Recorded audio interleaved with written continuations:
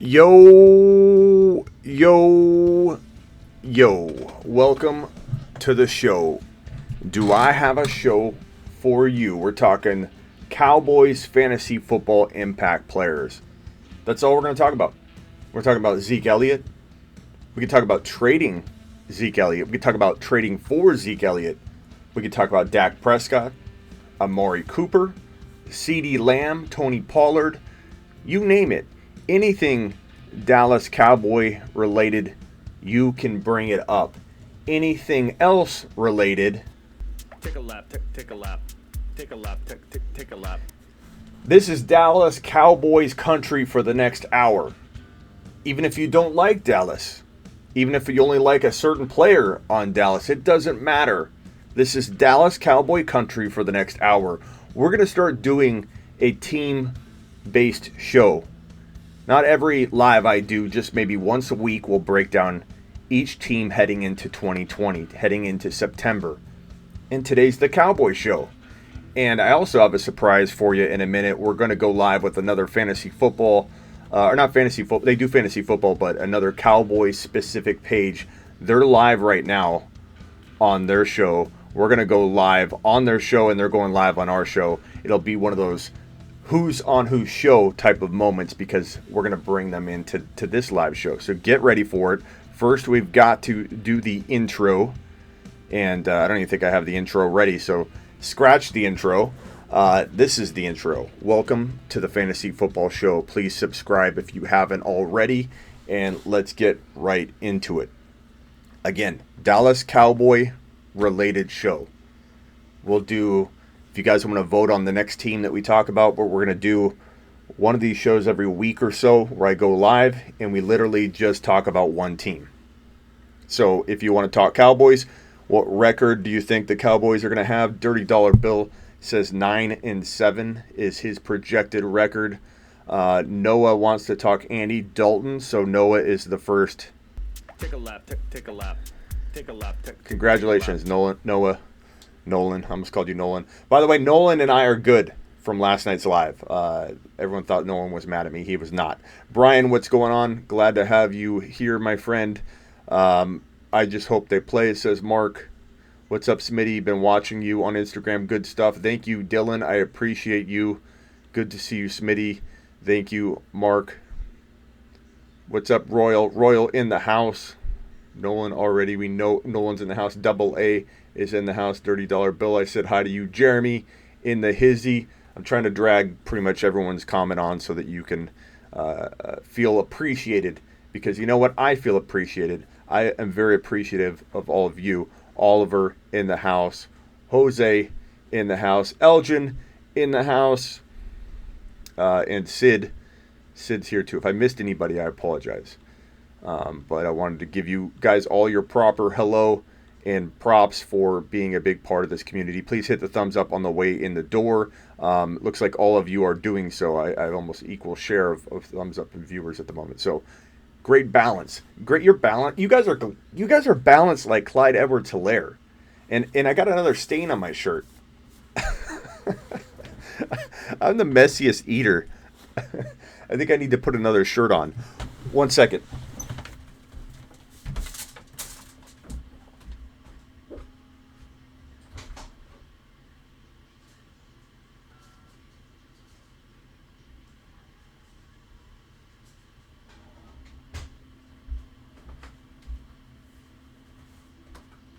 All right, we're going to put on, we're going to put on the Take a Lap shirt. Take a Lap shirt coming on.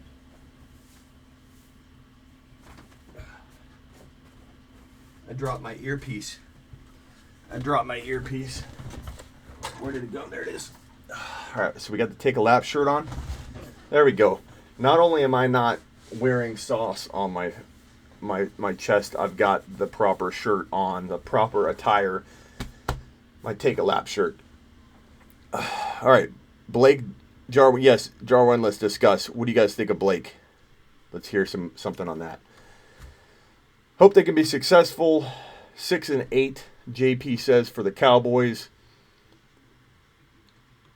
Oh, yeah, Andy, I get it. I get it. Andy Dalton is with the Cowboys.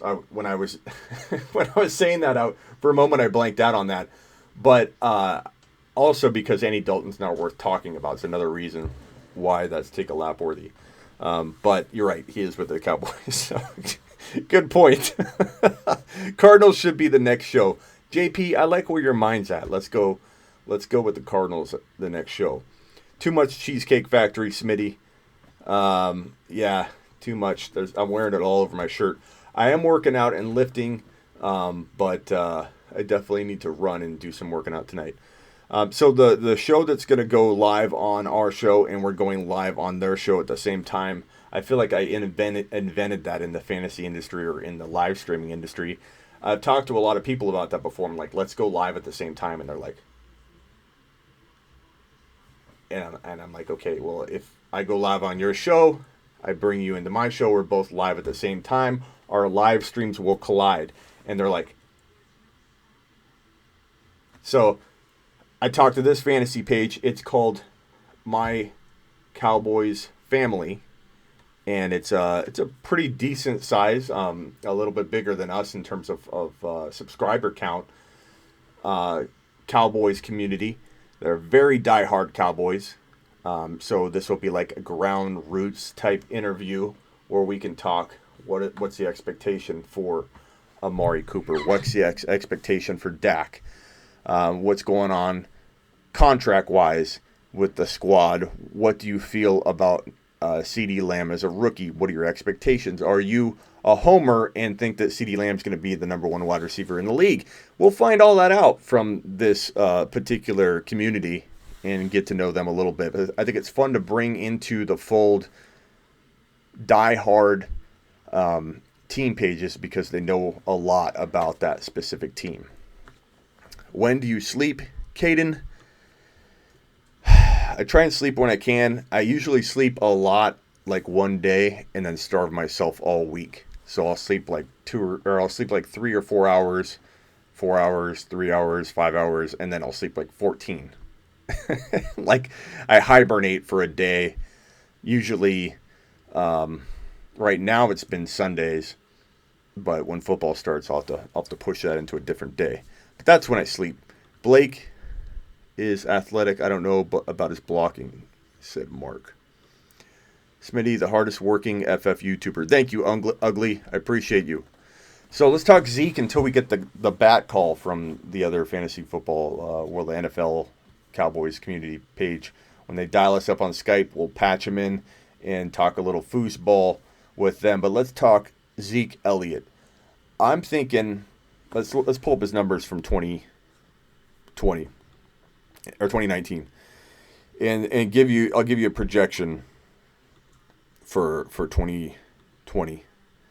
All right, let me just set my YouTube settings here.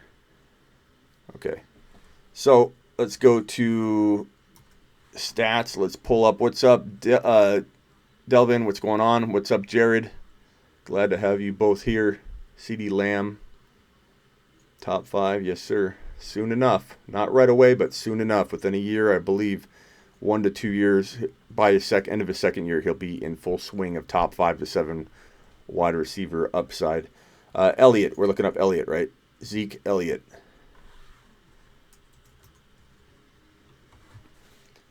So, from a dynasty perspective, let's break it all down. He's 24.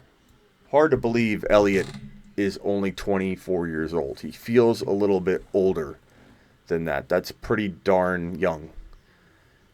Now, granted, running backs have sometimes a shelf life of about 4 to 5 years. So how old you are doesn't really matter like it used to. It used to be 30 years old, you fell off the face of the earth. Now, that's not an indicator. In fact, making it to 30 years old playing at elite levels is pretty darn hard. I think that what you need to look at is how many years has he been a 1,000-yard workhorse in the NFL. And if I was to bring this onto screen, these will be Zeke Elliott's stats. Let me just screenshot this bad boy and take a screenshot of that, drag it on screen. Zeke Elliott, let me put it right there. Zeke Elliott had in 2016, he had 1631 on the ground in 2016. Holy, wow. People forget how good he did. 2016, 1631 on the ground, 363 through the air, only the 32 receptions. And remember, people were a little bit worried after his second year when he jumped down to 26 receptions in 2017. People were worried he might not be a PPR monster. But no, Zeke Elliott the next year, 77 receptions. Last year, 54, but I believe he could get into the 65 range or more in 2020. We'll ask this Cowboys page what they think of that. But 71 targets versus 95 from 2018. So last year he was down a little bit in targets. He was down a little bit in receptions. He was down a little bit in yards. He was up in rushing touchdowns by quite a bit. And 100-yard games, he tied himself from the year prior, 7. He had just a touch under the yards per carry from the year prior, 4.7 in 2018, and then 4.5 last year, and then 1357 on the ground versus his 1434. So, what's up, Claudio? Yeah, glad to see you, Jenkins. Glad to see you here, man. Keep coming back. Like, what are you doing? Don't take any time off. There's no time off in fantasy football. We need you here. If I had to project totals for Elliott, I don't know that I'm predicting a whole bunch more rushing attempts. I think I'm predicting more efficiency because CeeDee Lamb, I think the offense, they had troubles last year. They were struggling with a bunch of different things going on. They just weren't meshing well. The team was kind of a mess at times. So I think the Cowboys are going to be very much more a threat in 2020. I think the Cowboys are going to make it so that Zeke can do more with maybe even the same or a little less. So give Zeke 300 carries. I'm not going to even predict him to do more in that category. I'm predicting him to average more yards per carry. I think something along the 4.8, 4.9. That puts him at, let me get my calculator out just to do the math properly. Elliott's going to do, let's say, 4.9 times, we'll just call it 300. So 1470 on the ground versus 1357. So more yards than in 2018.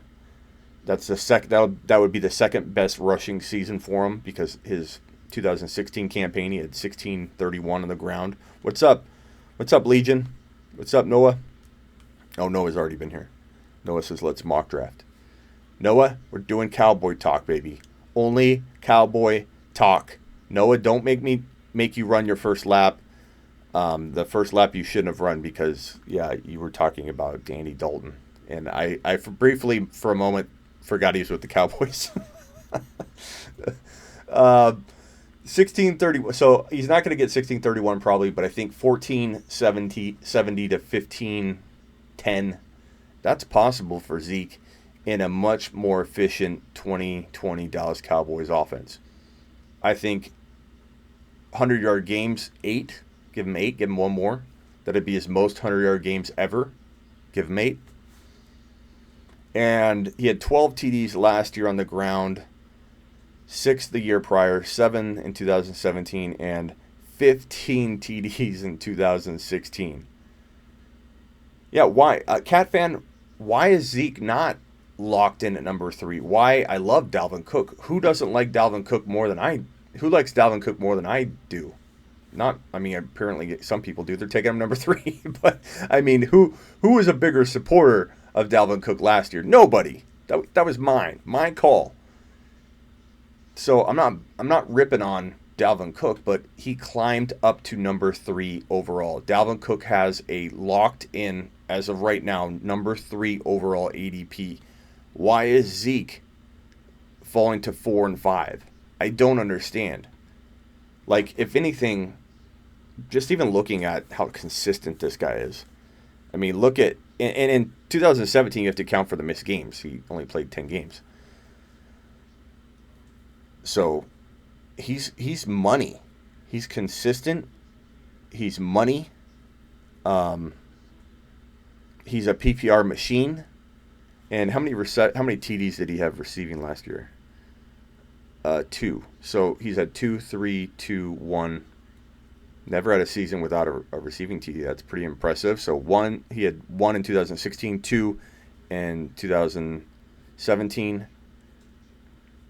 3 in 2018, and then he had 2 last year. So give Zeke Elliott, in my opinion, give Zeke Elliott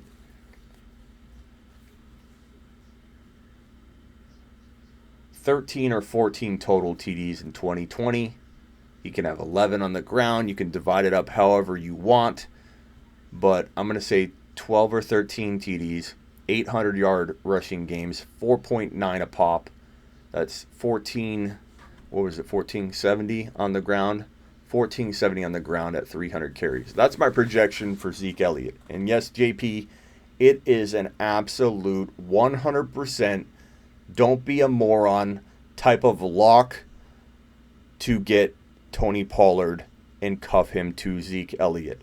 It's kind of like the least expensive warranty known to man, and people are passing up on it because they want to grab an extra Larry Fitzgerald type player, and they're like, oh, I'll push my luck and I need to get my starting lineup.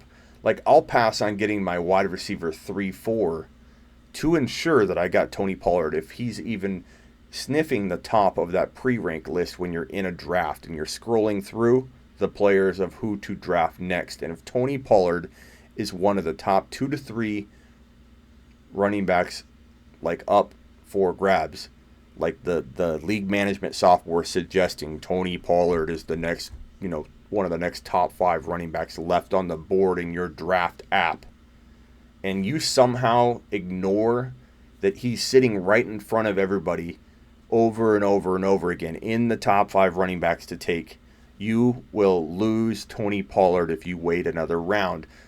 Grab Pollard before he gets near the top of that pre-rank list.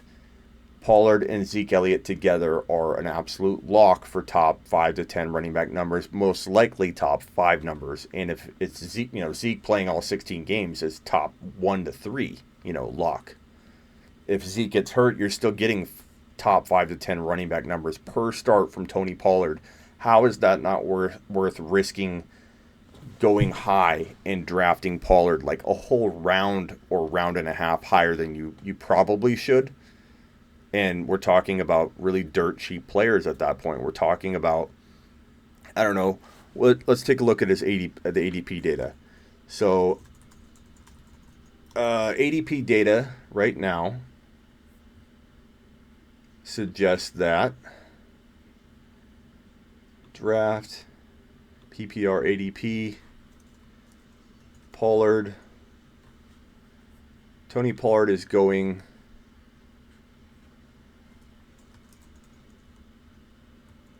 What in the heck am I doing? Okay. Sorry about that. Come on. Tony Pollard is at... There we go. 11.06. Like, let's pretend that data is off. What's up, Jake? What's up, Colby? Justin, what's going on, brother? I'm glad to have you here. Let's pretend for a second. Can we argue that Kamara go before Zeke? You know what, Dollar Bill? You can talk about Kamara because Zeke is in that question. So that's fantastic placement. Let's give Dirty Dollar Bill a round of applause for the very astute placement of Alvin Kamara in a Zeke Elliott posed question, because you don't have to take a lap if you bring up a non-Cowboy player in such amazing, fantastic form. Kamara over Zeke. I'm not going to put Kamara over Zeke. I love Alvin Kamara. I feel like it's hard for me to argue this point because you clearly might like him more than I do heading into 2020 if you want to rank him ahead of Zeke. But I feel like it's hard for people to like Kamara more than I do, but I do have Zeke ranked ahead of him. So you might be one of the few people. I think Kamara ranking number 4 for me is pretty high for most people because they want Mike Thomas, and I'm leaning Kamara. Nolan says, everyone liked the video. I like where Nolan's headed tonight. Nolan's headed in a positive direction. Thank you, Nolan. So 11th round is where Pollard's ADP looks to be. Let's pretend it's actually top of the 10th because I don't want to stray you into thinking you're going to get him in. So let's pretend it's top of the 10th. Okay, so top of the 10th, you're talking about Matthew Stafford, Tariq Cohen, Christian Kirk, Jamison Crowder, Mecole Hardman I like, but Baker, Austin Hooper, John Brown, Drew Lock, Daniel Jones I like, Zach Moss, Chicago, Antonio Gibson, I do like him. Then Pollard, in 11th round. You better not even be considering taking guys like that over Tony Pollard if you are a Zeke owner, and probably even if you aren't a Zeke owner, you better darn well. Or I called Noah Nolan. Sorry, Noah. Take a lap for me. Noah is positive. Thank you, Noah. Nolan and I are good. I contacted Nolan. He's not mad at me from last night's draft. He was in last night's draft. And Nolan and I I thought Nolan and I got in a fight, but it's because Nolan took Devontae Adams number 2 overall in our mock draft last night. And I stopped the mock draft and I yelled at him. I said, don't screw up our mock draft, Nolan. And I paused the draft, took Adams out of his lineup, and manually forced him to draft Zeke. And then he took his name off the team and then bailed. So we figured it was a good guess that he was mad at me, but he's okay. So he's coming back. Don't laugh at my boy Crowder, says Claudio. Sorry, Jenkins, I didn't mean that. So let's go a whole nother round up. Let's go into the 9th round. So top of the 9th round, you have Jared Cook, Henry Ruggs. If that's redraft or whatever. Is this Dynasty? I don't think this is Dynasty. So Ruggs, Coleman, Wentz, Phillip Lindsay. If you're a Zeke owner, or even if you aren't, but specifically if you are a Zeke owner, you better not be drafting a Deontay Johnson. I like him over a Pollard. You better not be drafting Kerryon Johnson, Henry Ruggs, Tevin Coleman, Phillip Lindsay, Marvin Jones. Alexander Madison's there. He too. If you're a Cook owner, you better not be considering drafting any of these guys ahead of Alexander Madison. If you're a Cook owner, you got to draft Madison over Pollard. And Madison and Pollard are neck and neck. CeeDee Lamb, I do like even a redraft, but you can't draft CeeDee Lamb or Hayden Hurst, or there's Lat Murray for the Kamara owner. See the pattern here? We're talking about top of the 9th round. None of these names are more important to you if you're a Cook owner, Lat Murray. If you're a Zeke owner, Tony Pollard. If you're if you're a Kamara owner, Lat Murray. If you're a Cook owner, Alexander Madison. None of the players I've named from 9.01 down are more valuable than that backup to your starter. And if you are a crafty mofo like we all are, you're still thinking this way whether you own those players or not. I'm taking a Tony Pollard over a Hayden Hurst or a Marvin Jones any day of the week. Why? Because Tony Pollard wins you a league if he gets into that lineup. Alexander Madison wins you a league if he gets in that lineup. Drew Lock, Ben Roethlisberger, John Brown, all kinds of defenses. No offense, Jenkins, but Jenkins earmuffs, and then I'll say it. Crowder. Don't listen to Jenkins and draft Crowder ahead of those guys at all. Jenkins, you may take off said earmuffs. What's up, Scott? Of the position handcuffs, I like Hunt, Madison, and Pollard. You snuck in a Cowboy, Scott, so excellent job. I have a handcuff show, my top handcuffs in 2020. Watch that show. Obviously, Hunt's on there, Madison, Pollard, all 3 are on that list of my top 5 handcuff and win a league running back stashes. They're all 3 on that list. Smitty Chark or Kyler PPR. Sid is our first take a lap. Sorry, Sid. Take a lap. Take a lap. Sid did not get a Cowboy into his question. So Sid's taking a lap. What about best ball? Do you draft cuffs still? Absolutely. And in fact, in best ball, think about it for a second. If Kareem Hunt, if I'm telling you that Tony Pollard and Zeke Elliott are the best like duo or one of the best duos in the league, and if I tell you what's up, Marco, and I tell you that Madison and Cook are, and you draft both of those, and Cook goes down, what happens in best ball? Your best player gets started, right? Now Madison, I'm telling you, Madison and Hunt are top 5 to 10 capable if they're starting for their team. So in best ball, it's even more vital when it makes sense to back up the starter when the backup is near as good, or if the backup would barely miss a beat. It's okay, Sid. We're making examples of anybody. It's not just you. Yeah, Sid didn't know. Sid, don't take a lap. We're talking Cowboys only. Sid, we're going to start choosing a team. Not every show I do, but we're going to start doing like one show a week where I choose one team and we talk about all the fantasy implications of that one team. We dive in deep and we talk about the Cowboys. So today is Dallas Cowboys talk. There have been some creative questions where people are like talking about Alvin Kamara and then they slide in Zeke, Alvin Kamara, or Zeke, and you can get away with that. No harm, no foul, Sid.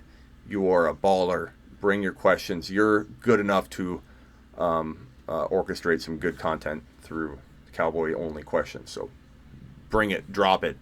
Amari Cooper overvalued this year? Absolutely. And I'm going to talk about that with the Cowboys page that's about to dial up here soon. Let me actually tell him I'm ready. No rush. But dial up when ready.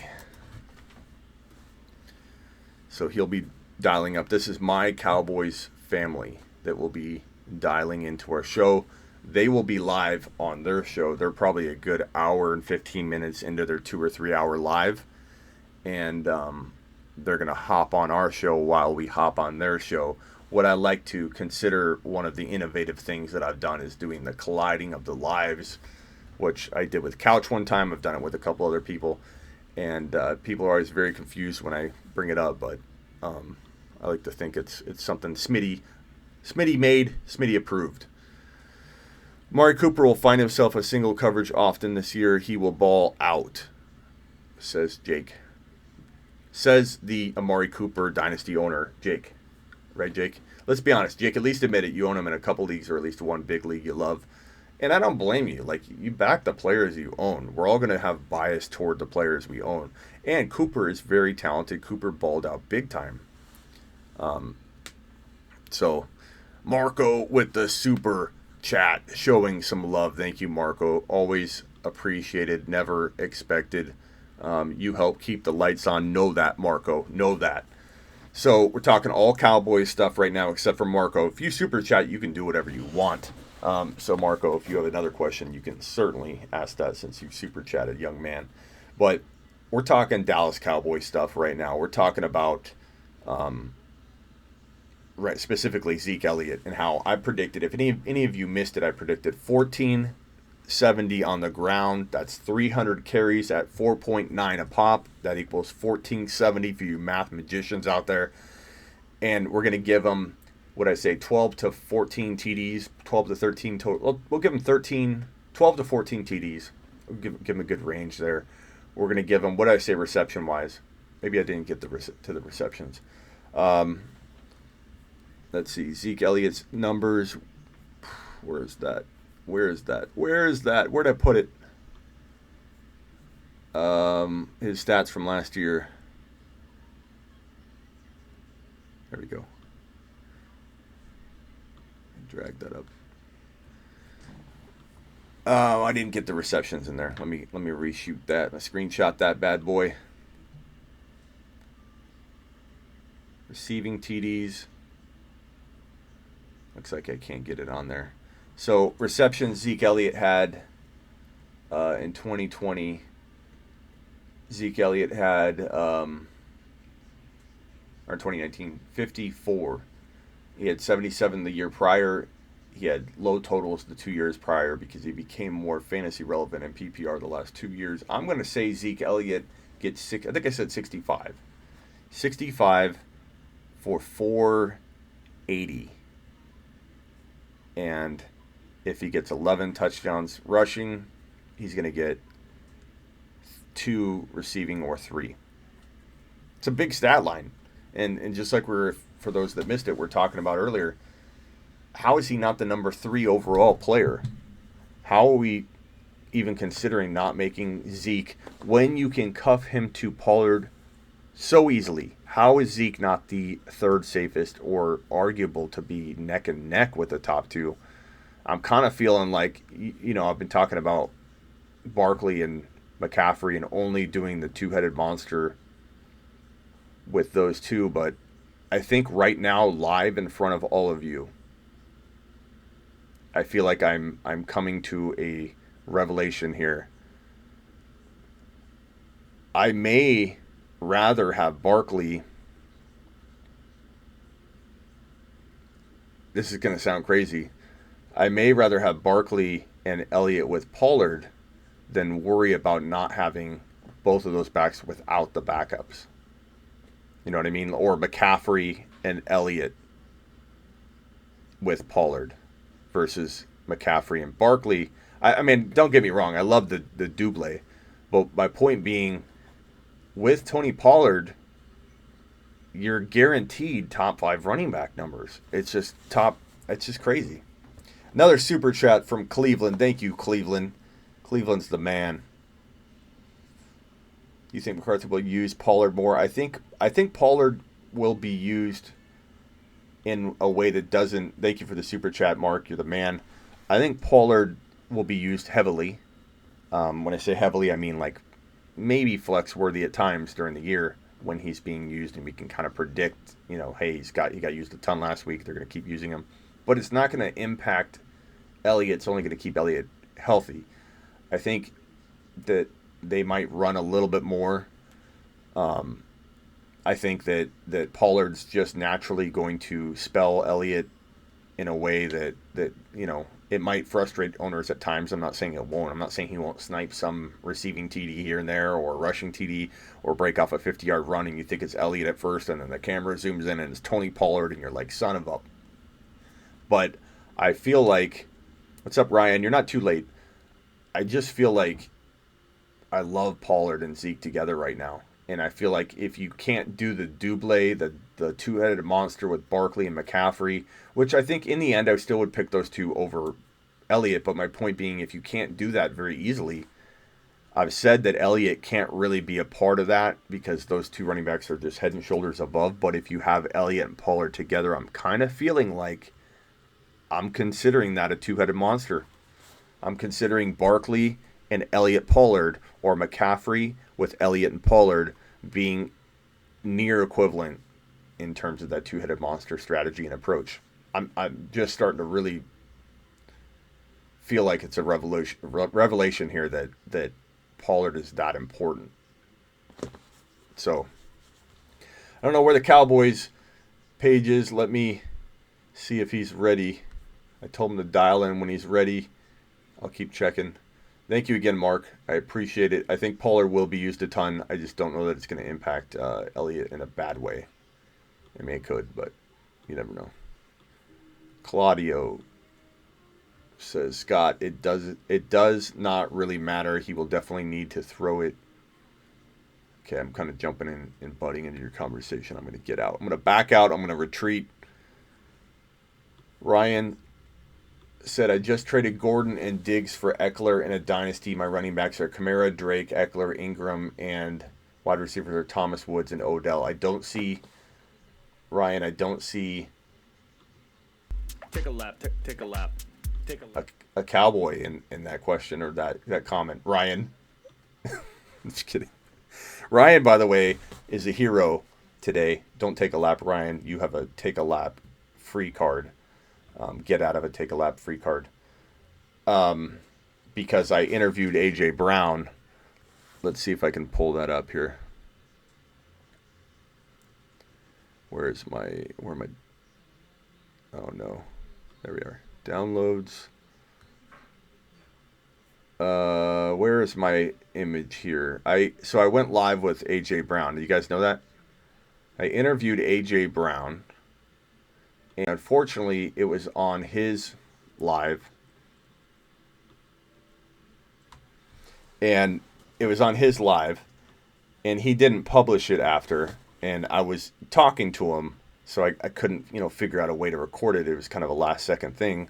And so AJ Brown and I were talking. And I told AJ Brown to his face. I said, AJ... And my whole point was Ryan is the one who screenshotted this, so it wasn't a total, tree fell in the forest, but no one heard it. At least Ryan got the screenshot, and Ryan saw it live. Ryan, did you not? And I was running from my daughter's bedroom with the Hello Kitty posters and all that into my studio, so I was like out of breath, sat in my chair, and like my first question or two came out like on the struggle bus. But then Sid was there. Then I started getting into a rhythm, but because I don't get nervous interviewing people because I interview people all the time. But I was definitely not on my game because I was running into my studio. But it was funny. The first question I was trying to get out, I kept fumbling around. Then I asked AJ Brown what he thought about me saying he's going to be a top 5 wide receiver. He said he wasn't too, worried about that kind of stuff, which I can understand. And then he said, don't forget to draft DK as well, because I started comparing him to DK. And I said, and Calvin Johnson, and he's like, Calvin, dude. When I look at DK, I see Calvin Johnson and DK. So he's really high on DK. They're best buds, I think. And I told him, you're practically the same size. You're just a couple inches shorter. Nikhil is horrible. No, he's not. He just needs time, Jenkins. He needs time. Don't give up on Nikhil. I don't think he'll be tough pressed to get in the top 10 this year, but I think that he still got the potential. Nothing happened other than he got hurt and didn't get played. Like it wasn't like he did bad. He did really well. Come on. We all know route running should not be a concern with who. Who are you guys talking about? There's no way that Cooper is overvalued. If anything, he's undervalued, says Jake. Jake loves Cooper. I don't blame you, Jake. We still appreciate you, Jake. You do whatever. You do you, Jake. You do Jake things, baby. Don't worry about anything else. Let's see here. Ready.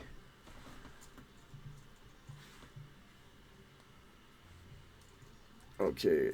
Want me to dial.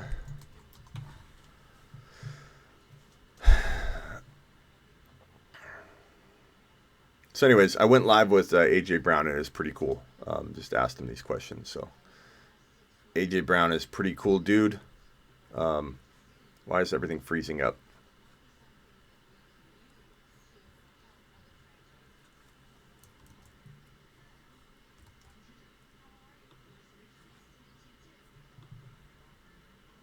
Everything's locking up on my system. Great. Fantastic.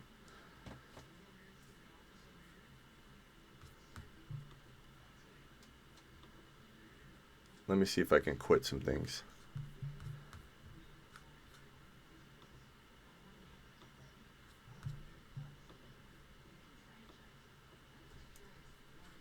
Force quit, quit Safari, force quit.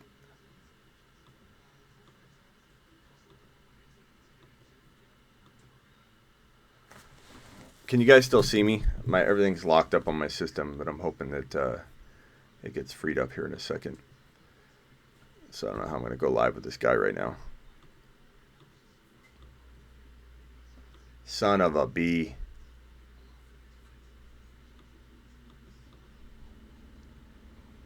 Scott says, I respect people's opinions on DK. Can you guys see me anymore? I don't know if this is even live anymore.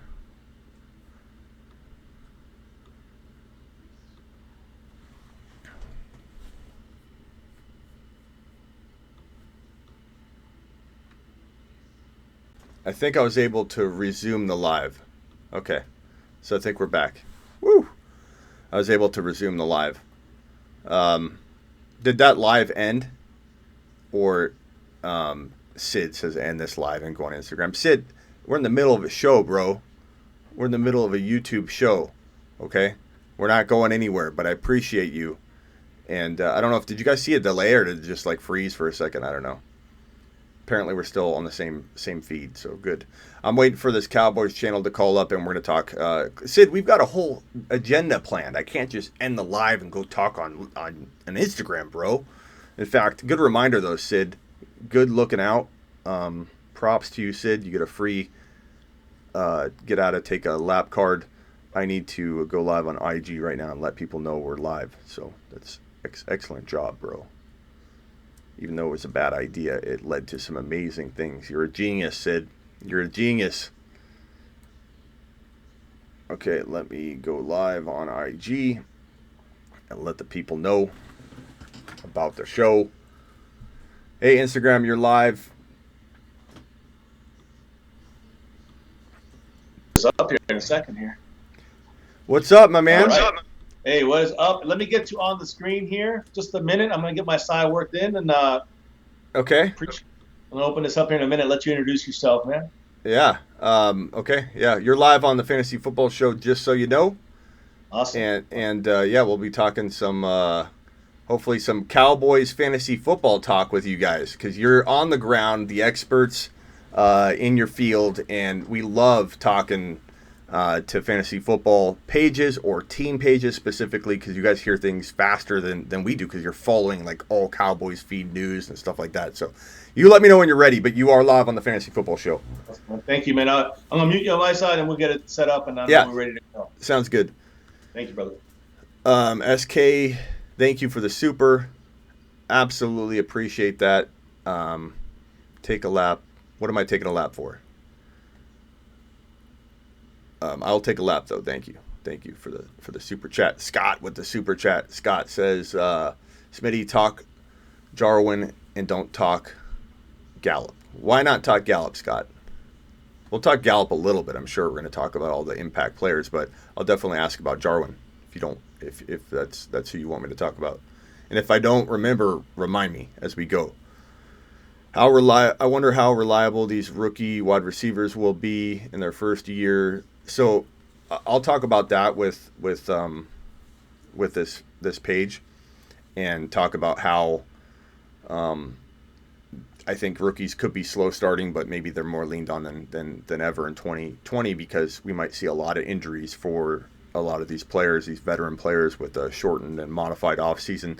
Instagram, if you don't know, we are live on the Fantasy Football Show. I'm going live with a Cowboys page, and we're going to talk Cowboys. We're talking all Cowboys right now, all Cowboys stuff. Let me put it down here. Smitty1.com is how you can find that. So if you don't know, we are live on YouTube.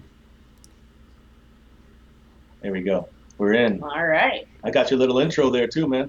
Yeah, nice. So what do you go by? I want to call you by your handles, your names, or whatever. Is it just, am I addressing? So yeah, obviously we're a two-part duo here. My Cowboys Family, MCF is what usually the husband goes by. I usually go by My Cowboys Wife now that we're officially married. So. Nice. Well, congrats.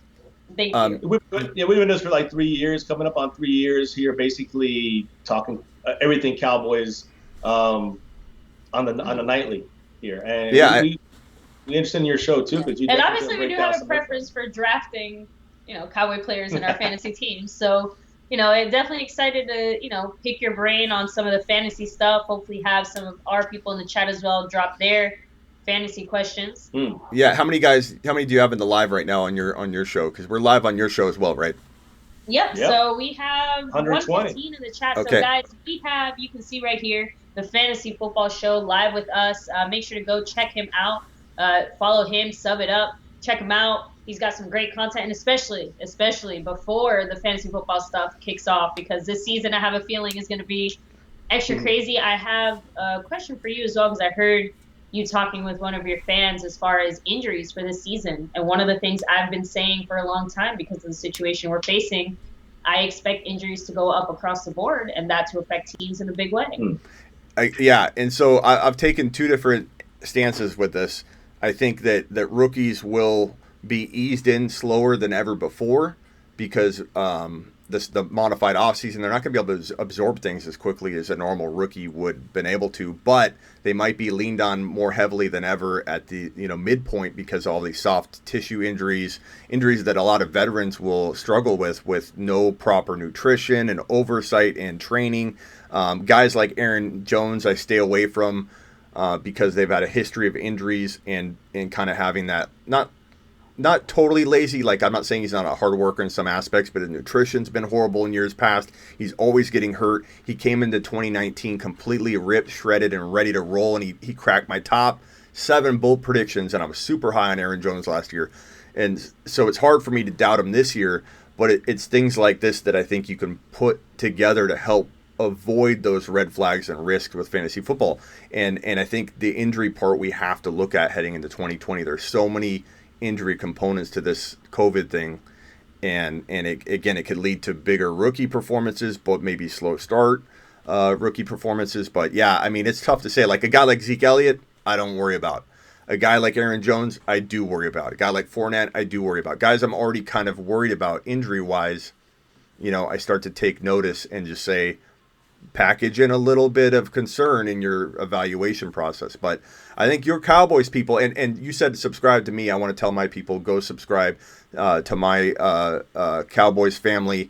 Let me put that graphic up, or put it is youtube.com/My Cowboys Family. Is that correct? You can do it that way. Yep. There's okay. That'll link it right to us. And our primary thing is through YouTube. We do it every single night here, Talk Cowboys, like you were kind of entering us. And again, you guys do your fantasy football show here. I'm checking out your channel. It's fantastic stuff. Jake in the chat brought up David Johnson as well, who, again, we're talking about a lot of running backs that, a lot of them, it's kind of a 50-50 split. You either, it's fine, set it and forget it, or you have a problem, you need to worry about it. So soft injuries are obviously a lot worse for some of the older players that I expect are probably feeling this situation a little worse, especially if you're only on a 1-year deal with a team. Rookies at least know they're going to be there for a little time, you assume. Yeah. Well, let me tell you oh, sorry, go ahead.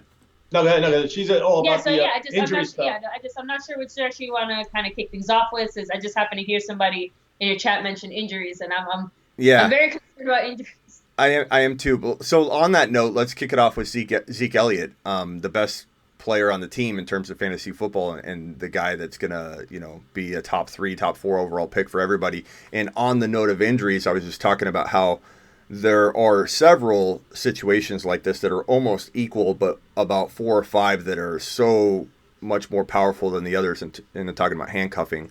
Handcuffing Zeke to Pollard is probably the safest duo in fantasy football. You could compare Cook and Madison. You could compare Chubb and Hunt. But Barkley doesn't have a handcuff that's even worth starting if he's vaulted into that lineup.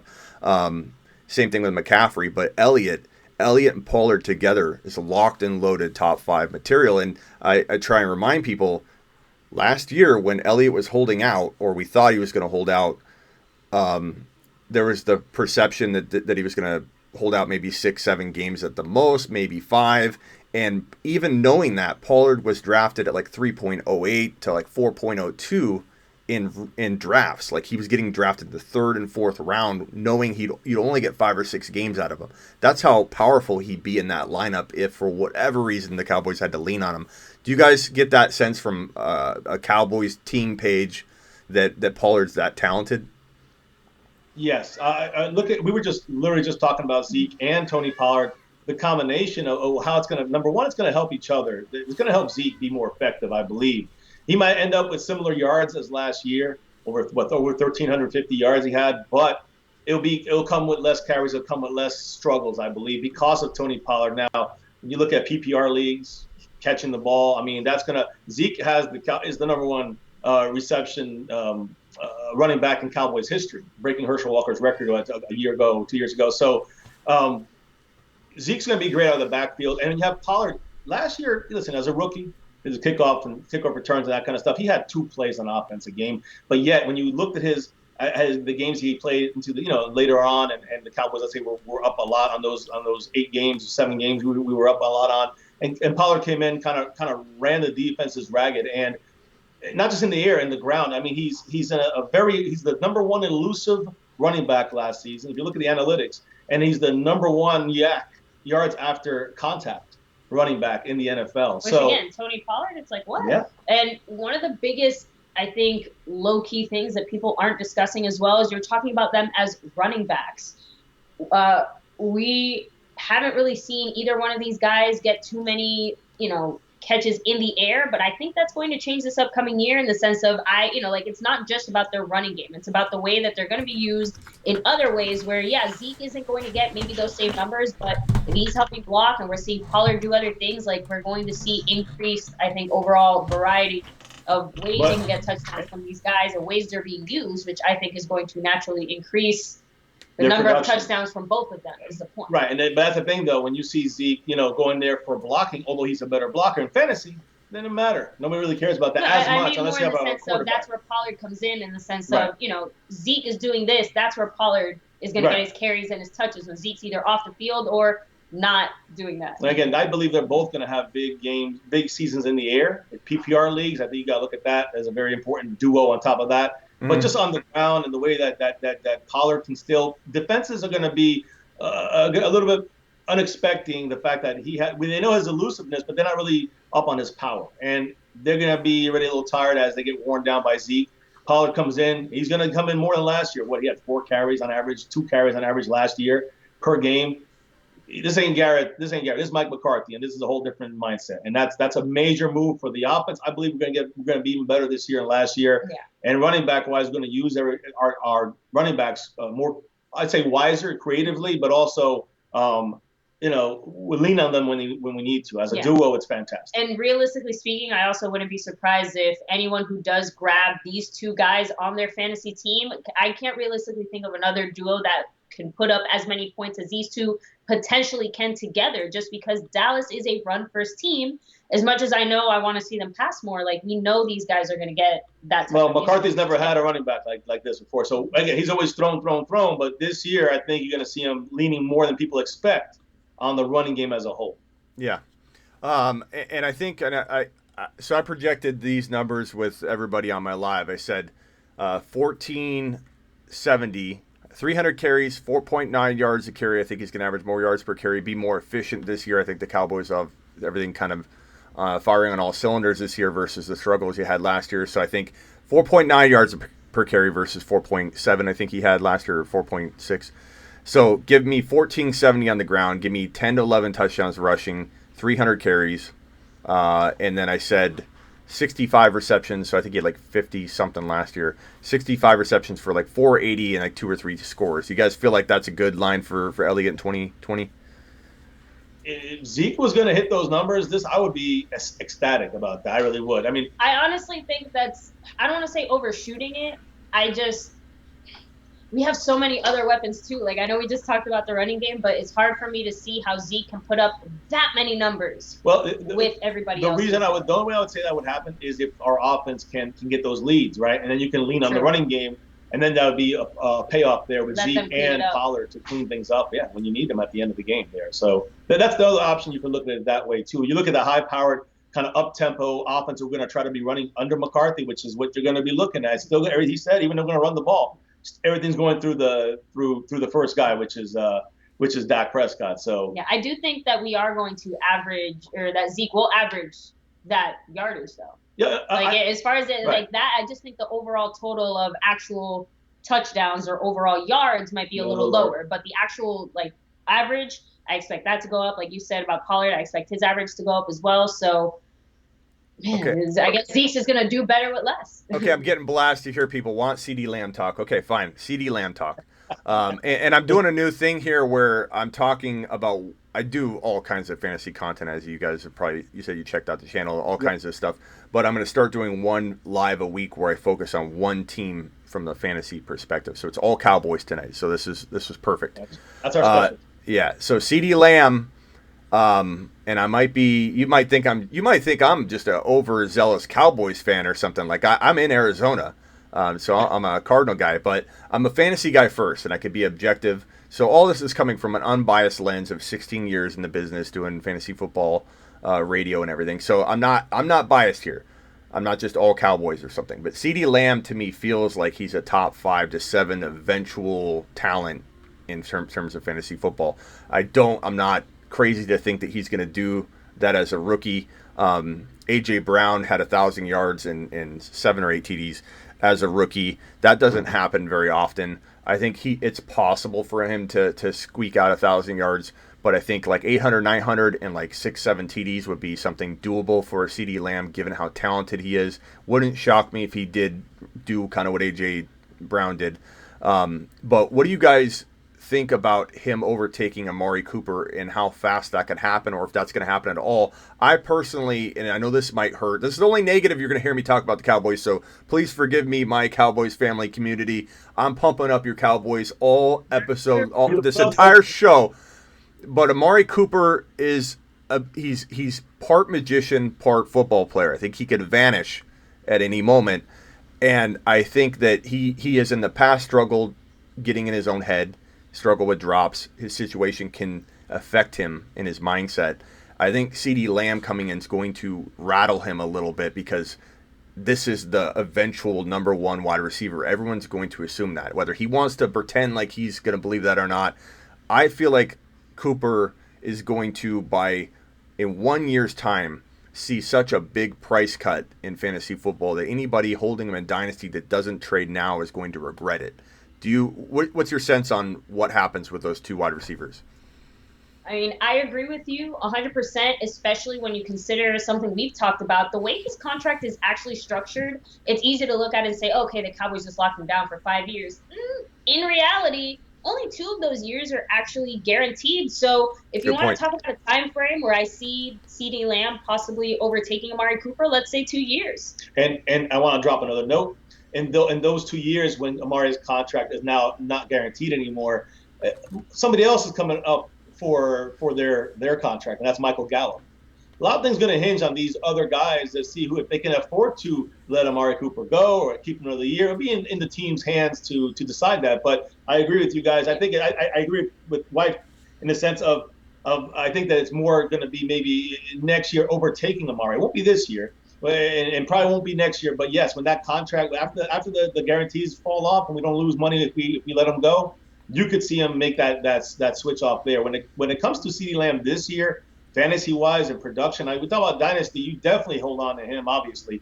But I think Cooper, remember, Amari Cooper Dynasty.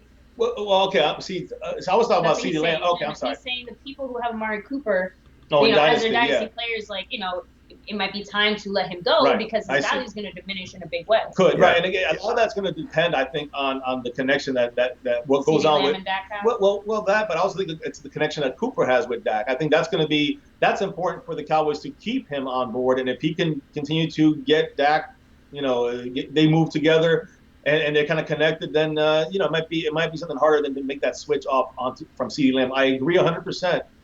With Smitty about the fact that CeeDee Lamb is that number one quality type of receiver. I also think that when you look at his numbers this year, with Smitty's numbers, he's pretty much what I was thinking when you're saying that. I would love to see 1,000. I don't see how you break 1,000 with Amari Cooper and Gallup. But we almost did it last year with Randall Cobb. We went for a couple of he had a few penalties. Well, it's a couple of penalties. Gallup, but I'm trying to say is that there was a couple penalties that held back Randall Cobb, and those that would have got him close to 1,000. My point is, it's definitely doable with CeeDee Lamb. I don't want to overshoot it either. What I do think, I like the number Smitty said, but my key here is that you got to look at who he's going to be going up against. He's going to be going in the slot. CeeDee Lamb that's where he tears it up, is in the slot. He did this in college last year, and then you keep looking at it further, you see that he's going to be matched up against not your number. Bobby Dean Lewis, new subscriber here on My Cowboys Family, but I wanted to make sure I say that when you look at the matchups that CeeDee Lamb's going to have, he's not going up against the best. He's not going to go against Marshawn Lattimore.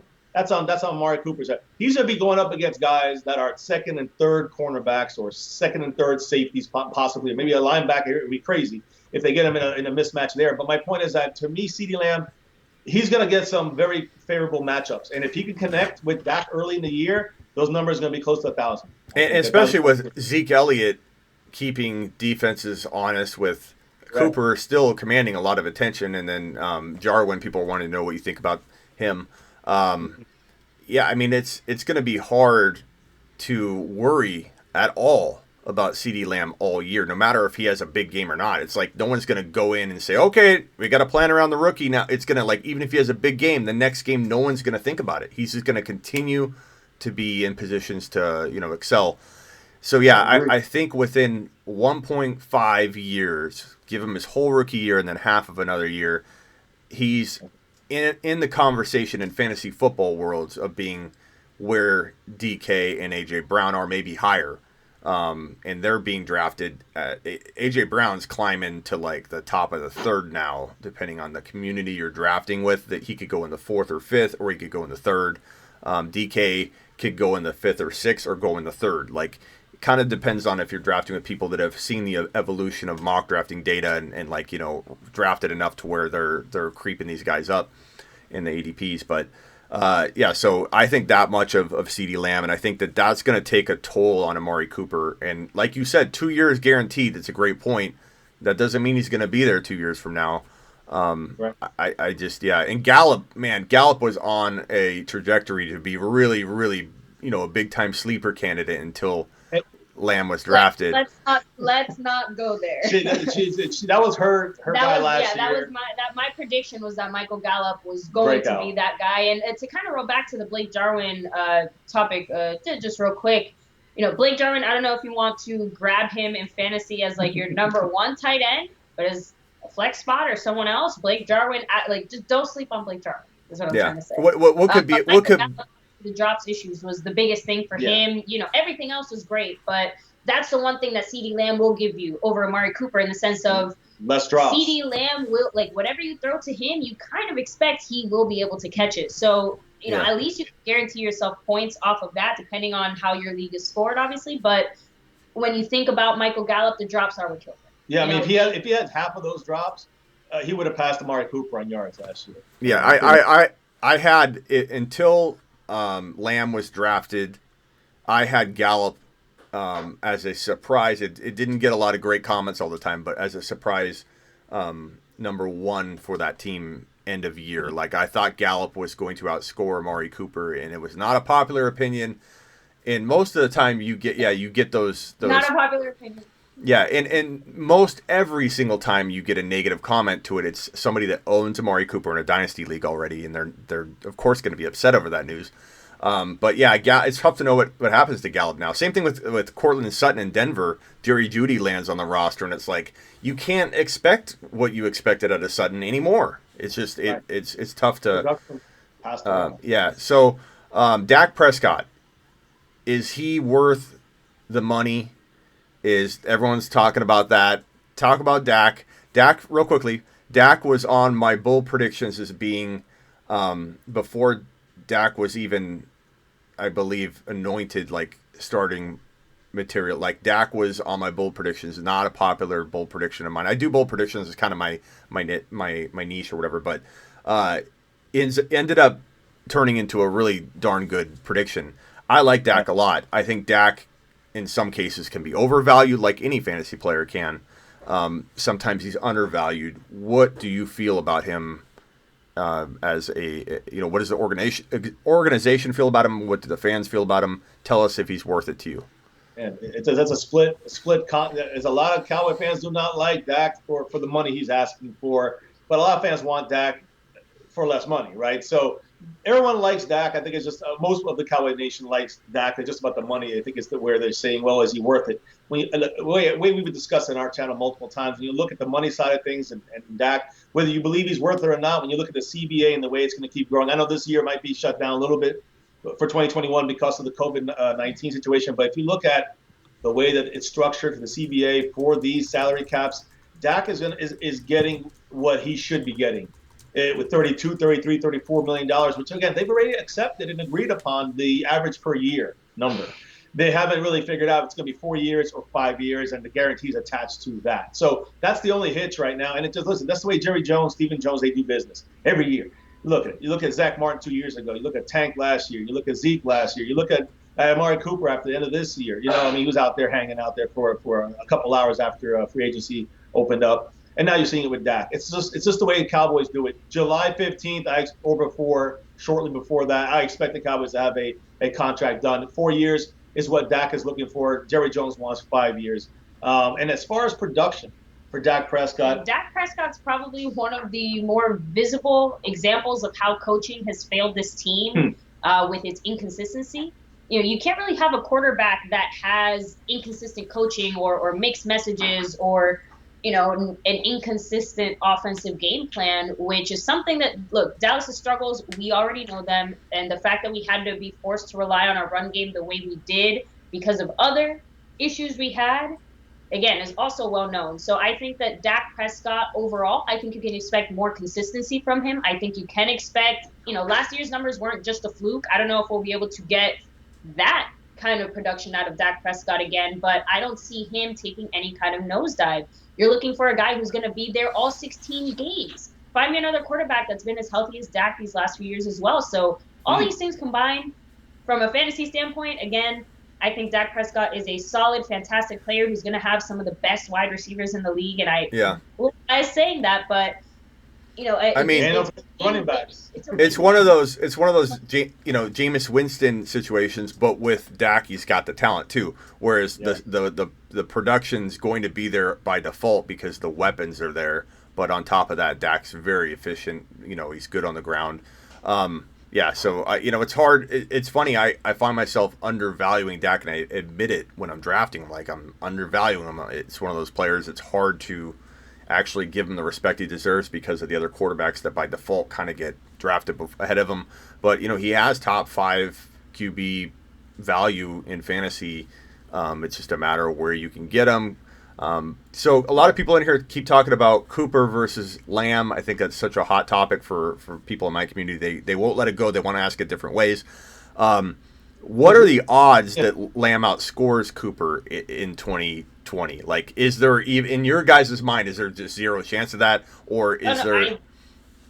No, there's a big chance, and we saw it. We kind of talked about it a little bit. Michael Gallup almost did it. Amari Cooper, we love him here in Dallas, but if he still has any lingering injury issues at all, forget about it. Plantar fasciitis. Lamb is going to be able to take it, and even if he doesn't necessarily miss games, if he's hurt to the point where it's affecting him, he's a little slow, or he's just dropping passes, or we see, just maybe he's having an off game, and CeeDee Lamb just blows it up and has an amazing game and gets 3 touchdowns. And, I could easily see it being a scenario where CeeDee Lamb just has 2 or 3 big breaking plays that do put him over the top of Amari Cooper. But Amari Cooper might be the more overall, consistently used throughout the season, more dependable kind of guy, especially this first year. But it is absolutely possible for CeeDee Lamb. Yeah, and that's why we have this channel. That's why we have this channel, because I actually disagree.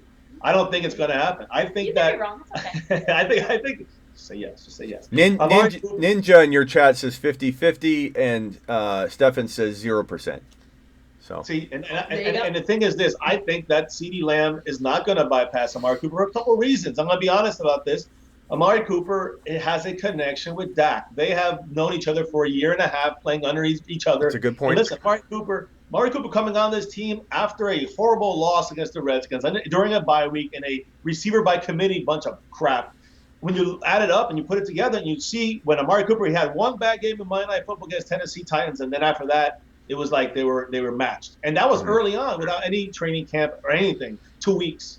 So I think that Amari Cooper it's going to be too much for them to overcome. He's got a connection with Dak. That's going to make Dak rely. That's why Dak is too. Dak, he sees comfortable and with Amari Cooper knowing he can get separation between him and the defender. He feels comfortable throwing a little off pass.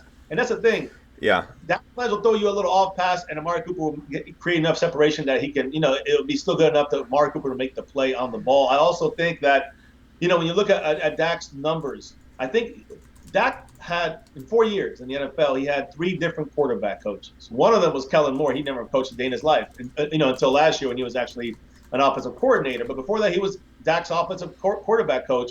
And we had, a rotation of different guys in there. That's not good for a quarterback, I think, trying to develop. So I think this year, Mike McCarthy, he's the guy. We know he's the guy. He's the quarterback guru. He's going to go in there and tweak up Dak, what you need, what he sees, he thinks he needs to improve on, along with the offensive weapons we brought in, along with the game plan. It's going to be a little more, not. Let me put it this way: it's not to be predictable. Like we have with Gallagher or Lenahan. I know we had the Kellen Moore sprinkles last year. I expect those wrinkles and sprinkles to be used a lot more this year in the offensively, Mike McCarthy installed offense. That's going to be one of the biggest differences on this offense, along with the other things we just spoke about. I know Blake Jarwin's still on the table. We got to talk about him. Yeah, you can hit him next, but so to address it, so if anybody thinks I was trying to predict that, I'm not. I was just wanting to know your guys' thoughts from the ground floor, what it looks like, But Cooper, I think, as long as he's healthy, will probably outscore him. But it's just because, receivers take time to develop. Even the best of the best will take time to develop.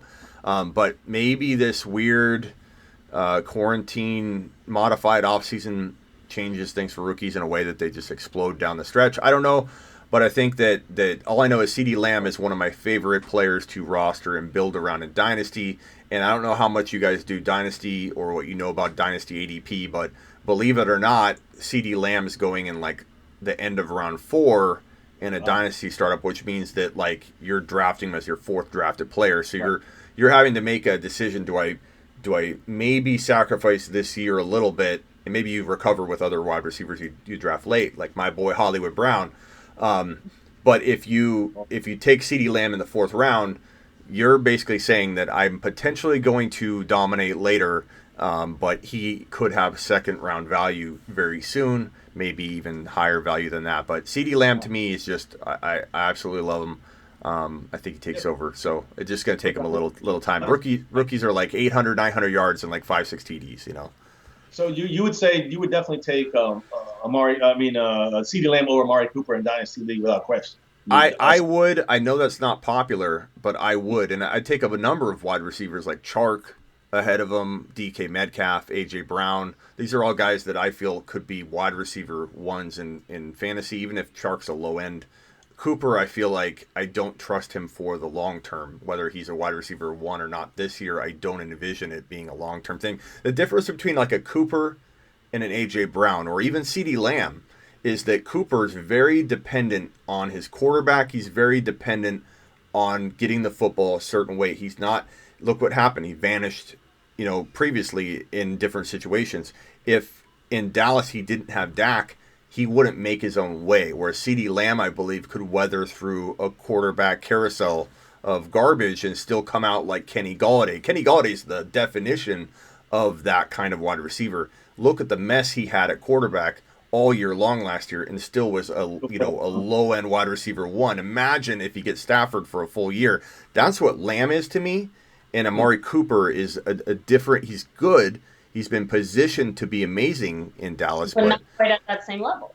Yeah, it's a perfect storm that has to happen for him to deliver that, and I don't see that storm staying exactly the way it needs to be for him, where CeeDee Lamb's going to just figure it out and dominate. So, but again, I'm talking in a non dynasty. How would you do that?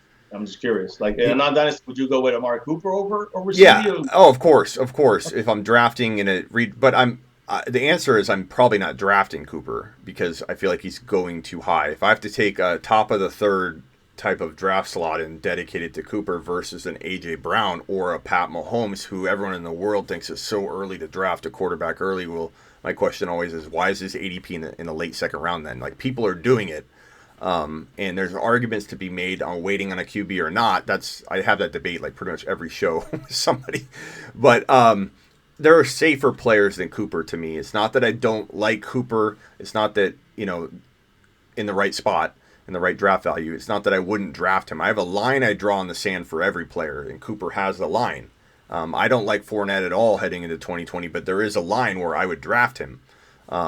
So Cooper, to me, is just his ADP is way too high to see me drafting him when there's so many other players I love a lot better that are safer. Drake sometimes falls into the range where Cooper is getting drafted, Kenyon Drake.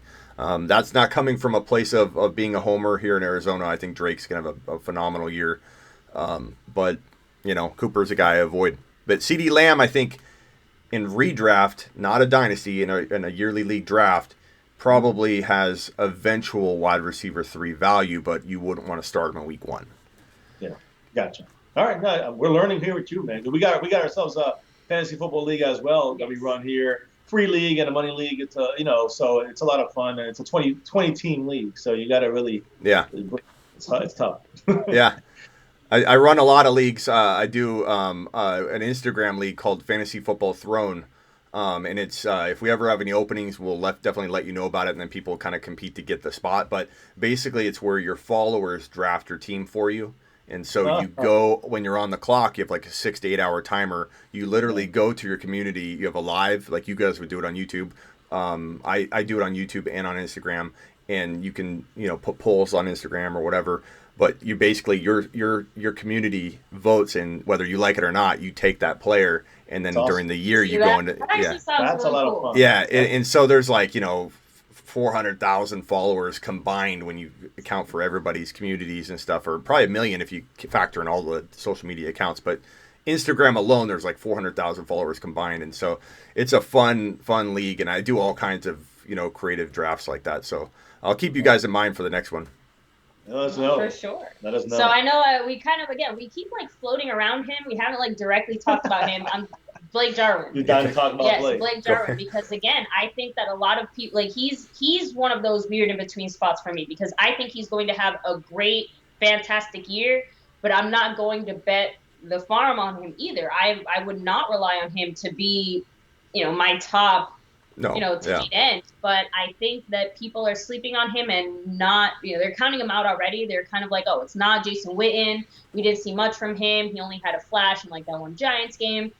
No, Blake Jarwin is here for a reason, and I think that we're going to see a lot more usage from him. And when you look at the deal, we had him tendered. I think it was a tender or the 1 year deal. The Cowboys got him, and then we extended him for 3 more years on top of that. That tells me McCarthy, whether it's analytics that he looked at or just watching the film, but just knowing that this is the guy he's going to roll with as one of his main targets at the tight end spot. And the thing about him, not a great blocker. You guys don't care about that in fantasy. So that's great for you guys, because he's not going to be blocking when he's out there. Cowboys picked up Blake Bell from Kansas City. He's the blocking tight end. You look at what Blake Jarwin's going to do. I know 2 Blakes. But you look at Blake Jarwin, he was a receiver back in Oklahoma, right? I think he was a receiver in Oklahoma when he was Oklahoma State, when he played back in Oklahoma State. I think he was a tight end, but he played receiver a lot of the time. So he has wide receiver skills, and that is the key in fantasy. I think that Dak is going to rely on him a lot more than he has in the past. Feel comfortable that he'll be able to get more separation than Witten did last year, especially as an end zone threat. To me, that's going to be one of the key things, because Jason Witten was like the security blanket for Dak Prescott for a while when it came to the end zone. I think Blake Jarwin was, we saw him. The few times we did see him this past season were in the end zone. So I think he'll be getting a lot more. He's a big sleeper. Are you thinking like predict a stat line like 450 and like 4 touchdowns, 5 touchdowns? Like what would you say? See, I would actually be bold and say 6 touchdowns. I'm saying higher. Yeah. Okay. At least 6 touchdowns. The way we're going to use him, yard wise, I think it might be tough for him to break 500 though. I'll say that, just because I see certain situations we're going to use him, and I don't really see him being used as much outside of the red zone. The one thing you got to remember, Blake Jarwin, he is a guy who can stretch the field more than you think. A lot of his touchdowns, even though you were talking about red zone, you think about Witten's touchdowns, and we'll use Blake Jarwin in these ways as well. But Blake Jarwin is a dynamic pass catching tight end. He's not that George Kittle level, or what's the guy from the Chiefs? I can't believe I'm blanked out. Kelsey.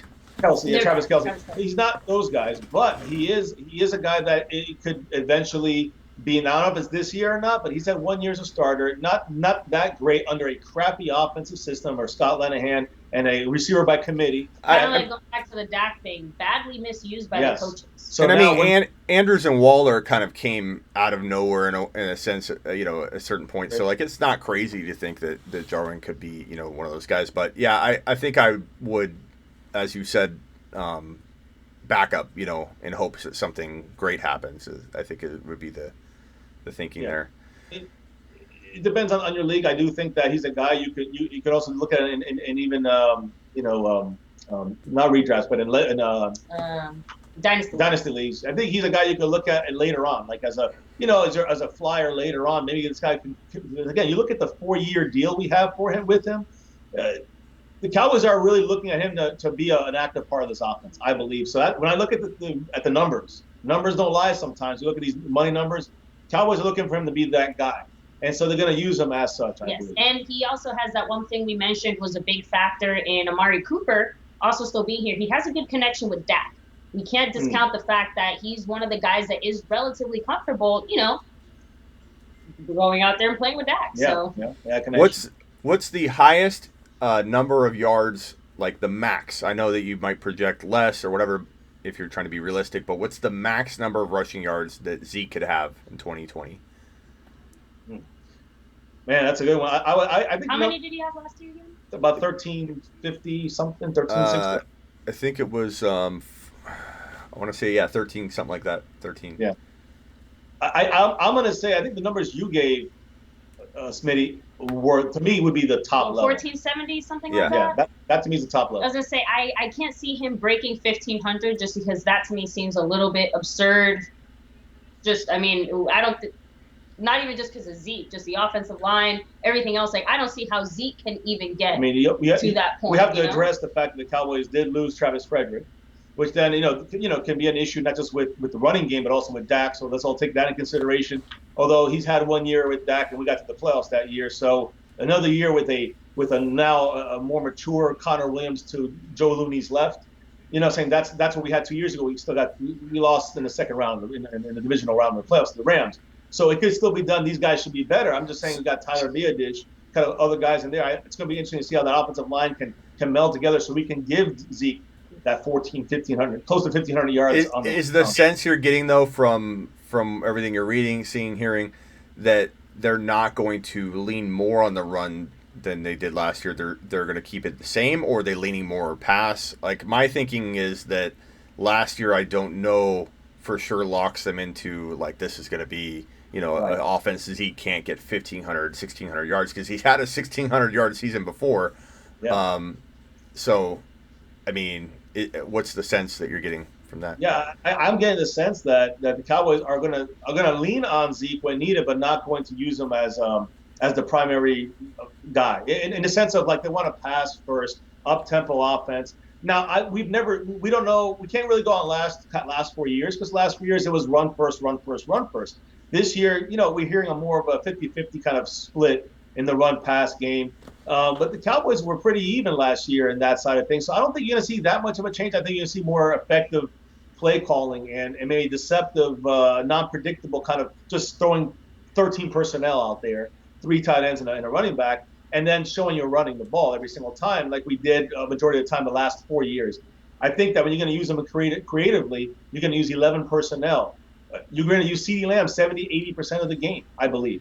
And by doing that and having one running back and one tight end, which is Blake Jarwin, another receiving threat, that makes the running game, you're going to have the inside, the box, a lot thinner this year with 11 personnel spreading things out, and then you'll be able to run Zeke. You can run Dak. I'm not saying you want to, but he has that threat. And, I think Zeke with going against, when you switch into 11 personnel, you're taking a linebacker off the field on defense to match up with the receiver. You're not going to put a linebacker on CeeDee Lamb, so you're going to put in a cornerback. And now Zeke, when he gets to that second level, he's going to have to run over an extra linebacker. He's going to run over an extra smaller cornerback. So the possibilities are endless. It's just a matter of how games go. I think how they then end up leaning on Zeke to kind of grind out those yards, or we're going to see like that pass run kind of combo up tempo offense. It's going to be.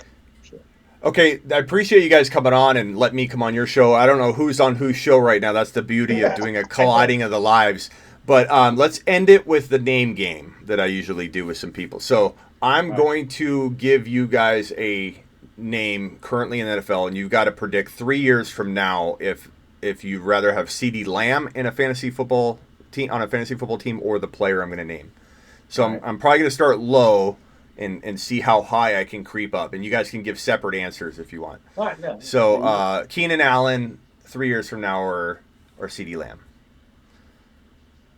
I think I'd probably still take CeeDee Lamb.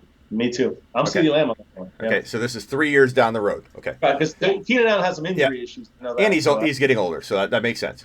Odell Beckham Jr. or CeeDee Lamb? CeeDee Lamb. That's personal. I'll admit it.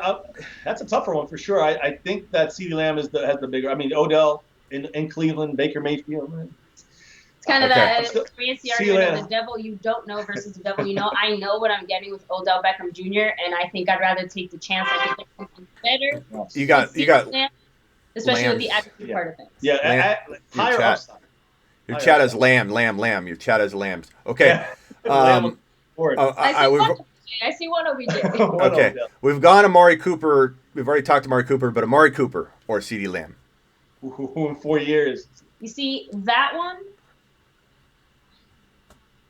Like, I know I'm going to upset some people. I will say CeeDee Lamb just because, to me, I think the way that Amari Cooper's contract was done, he was done as the right now guy, not the forever guy. And the fact that CeeDee Lamb has 88, it just – no, I personally would still take CeeDee Lamb because I think the overall potential is still higher. I would go with I agree. The ceiling is higher.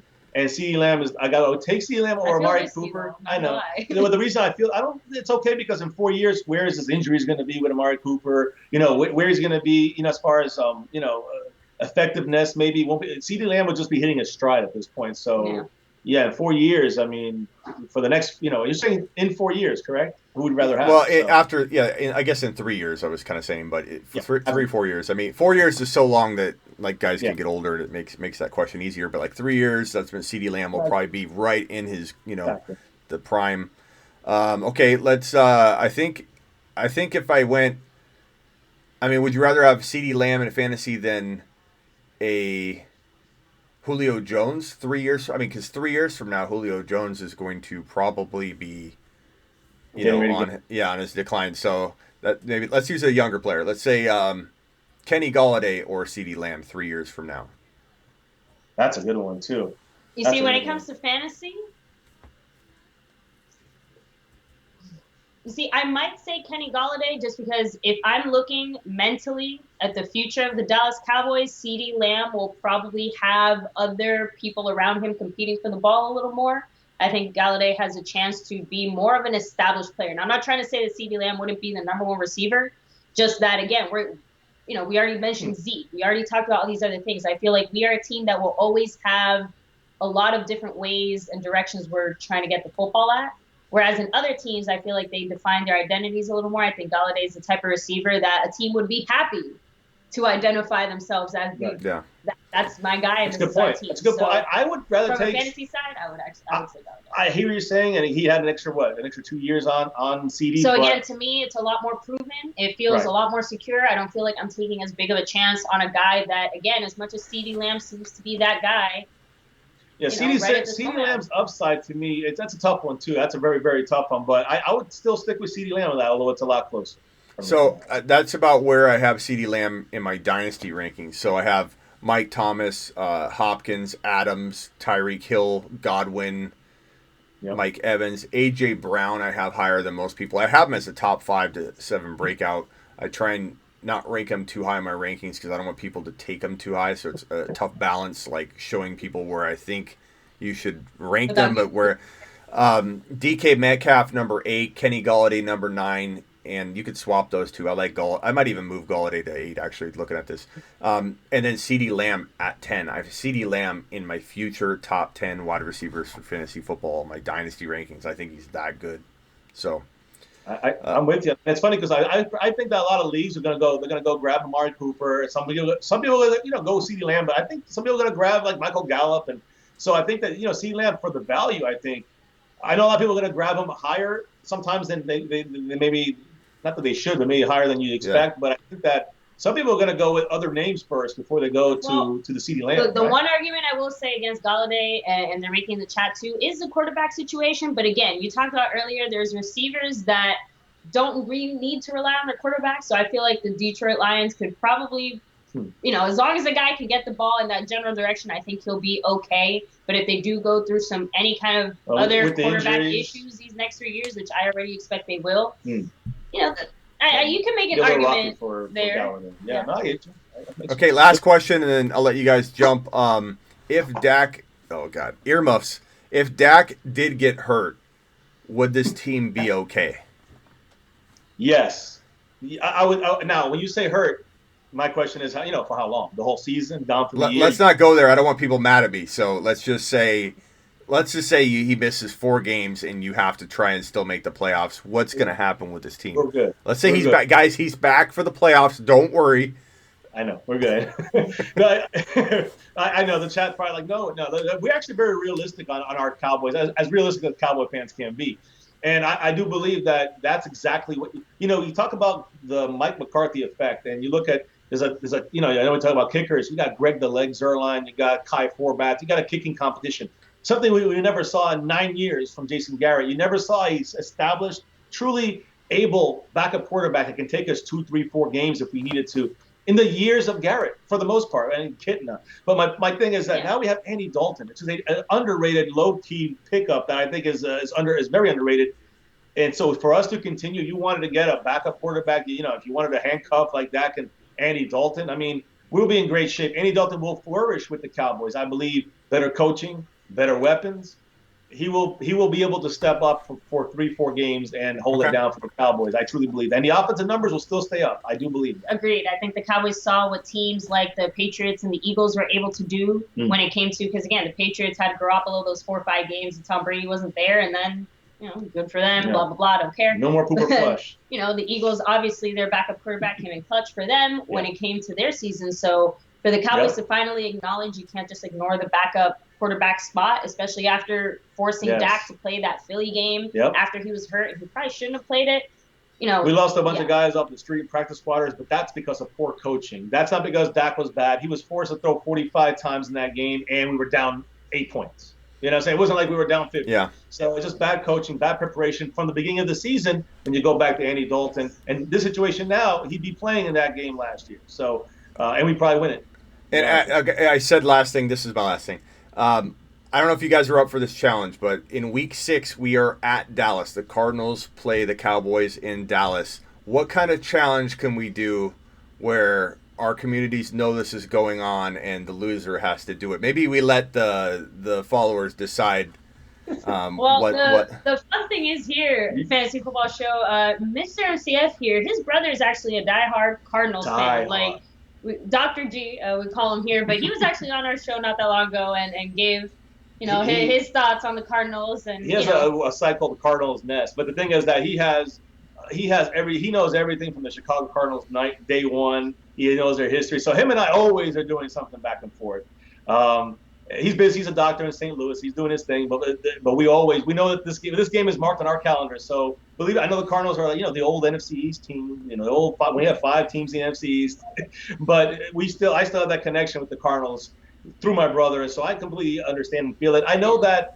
You guys in the chat, drop some good ideas because I'm blanking out a little bit here. But I know my brother would definitely have some good ideas. We'll let everybody decide. We'll come back on that and see what the best challenge is. But we'll make some kind of fun challenge. Maybe it promotes the other channel or something. Maybe a sign on the street corner or something like that. Come up with something that's fun for the winning channel, the winning community. If you guys want to see me holding a sign that says My Cowboys Family, then maybe that's the kind of bet we do. But all right, guys, I appreciate you coming on. Let's do this again real soon. Maybe if some news breaks or something in that Cowboys world changes that we got to talk to somebody about it, we'll bring you back on and you bring me back on and do this again. But I appreciate you guys doing that. Go follow My Cowboys Family. It's youtube.com/My Cowboys Family, right?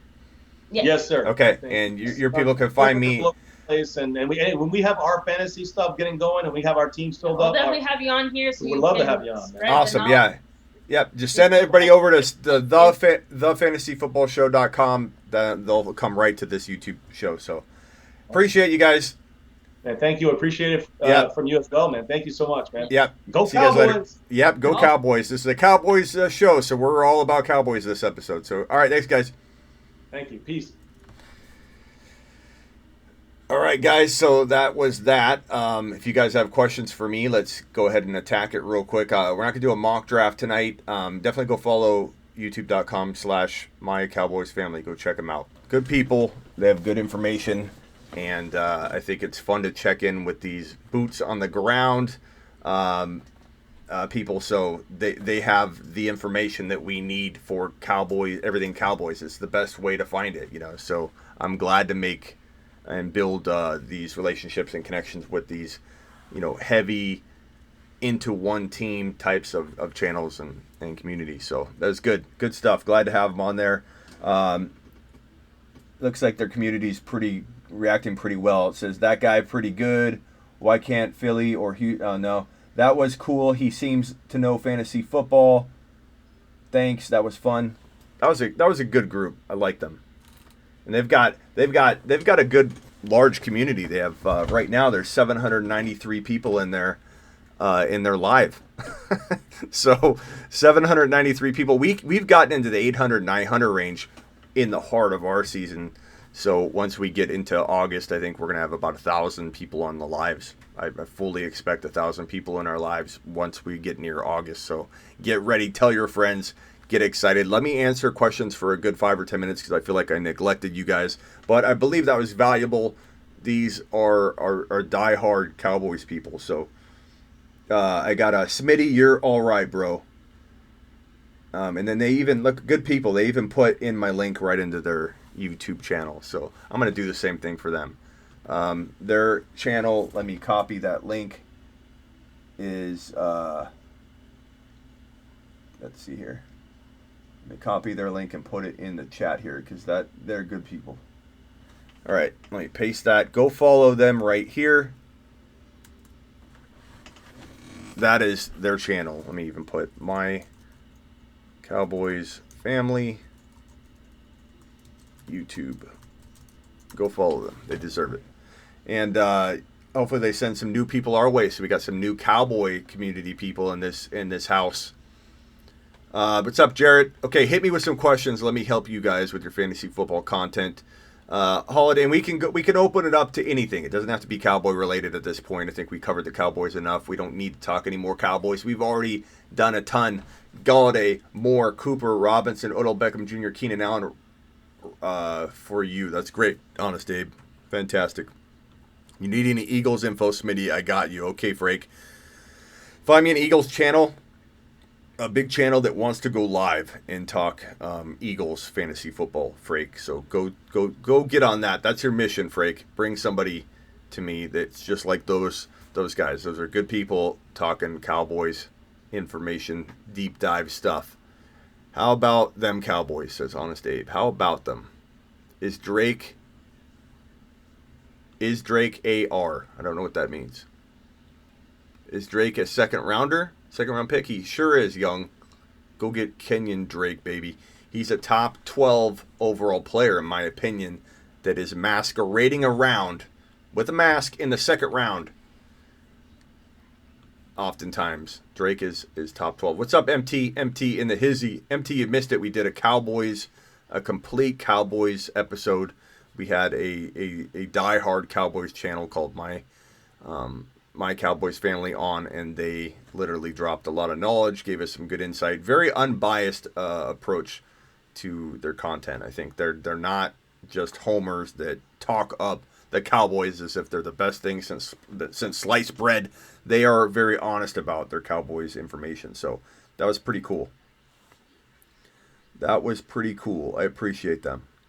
Enterprise Sports, question mark. What are you talking about, Frake? What did he say? What did Enterprise say? If you need Patriots info, you should go live with the Spike King. I have gone live with the Spike King, but not on my YouTube. I do need to get the Spike King on here. Somebody DM the Spike King right now and tell him to DM me, and we'll get him on the show right now. So somebody DM the Spike King right now. Let me see if he's around. Let's see here. Somebody DM the Spike King. Tell him to get on the show. Tell him I'm ready. Smitty, you got Moore as a top 5 guy this year? No, Honest Abe. I don't have DJ Moore. Honest Abe, I feel like you know my content so well that you would know that I don't. I'm not super high on DJ Moore, not near as high as other people. I just feel like DJ Moore is being overdrafted. I think DJ Moore has late third round, maybe top of the fourth value, in my opinion, the safe value. If you want to safeguard your investment and you're taking DJ Moore, I'm okay with fourth drafted player value, but for whatever reason, DJ Moore has climbed into the second round, which is madness, which is crazy, which is way too high. I'm not about DJ Moore anywhere near my second drafted player or even the top of the third. Same thing for Miles Sanders in the second round, but I do like Sanders at the middle to late third. That's where I draw my line. You know, I understand that a lot of Sanders believers don't like that stance, but I'm just cautious with it. It doesn't mean that I'm against Sanders. They have a historically the Eagles coaching staff will share carries enough that it'll be hard. He'll be hard pressed, Sanders, to produce top like 15 overall numbers if anything goes wrong whatsoever. Smitty pins my comment but doesn't read it. What did you say, Noah? Galladay or Clyde? Galladay or Clyde? I think if we're talking redraft, Noah, I'm going to say Galladay's safer PPR redraft. If we're talking dynasty, Clyde. All day long, this is a top 5 running back in my opinion. He could be slow moving to get to that full steam ahead. I'm a top 5 running back value. Could be like week 10, week 11, week 12, week 8, week 7, week 5. I don't know. But I love Clyde in the 3rd round. 3.01, I take him all day long in redraft. In dynasty, I take him as my second player, no question about it. Galladay is ranking about the same in dynasty or redraft. I have Galladay like at 3.01 is a monster steal. So really in redraft, they're right around the same place. 3.01 for me. I'm totally happy with Galladay as my 3rd drafted player. I don't care if he's the top of the 3rd. Galladay is gold. He's a wide receiver 1. Scary Terry and Parker or Lamb? Scary Terry and Parker or Lamb? I mean, in redraft, Scary Terry and Parker by a lot. In dynasty, those are 2 good receivers. Scary Terry and Parker I like a lot. But I think I like Lamb more. It just kind of depends on if you can weather through getting rid of those players. Like, in the end, it's not really 2 players for one. It's the waiver wire guy you pick up with Lamb. What does that look like? I look at all of those things from a deeper level than that, just to make sure that I'm comparing apples to apples. And if you can pick up a guy off waivers, let's say the benches are really small, and you can pick up a guy off waivers that you actually like, then you got to compare Lamb and that player and kind of incorporate that into your decision making. If you're in a super deep league and there's nobody left on waivers and you're struggling at wide receiver 3 because of this trade, then it's harder to do. I like Burrow a lot, JP. I just don't know if you're going to see him explode right away. It's just going to take a little time.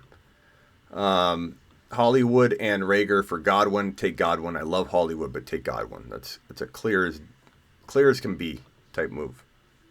Take it and run. Take it and run. Sorry if I missed anybody's question.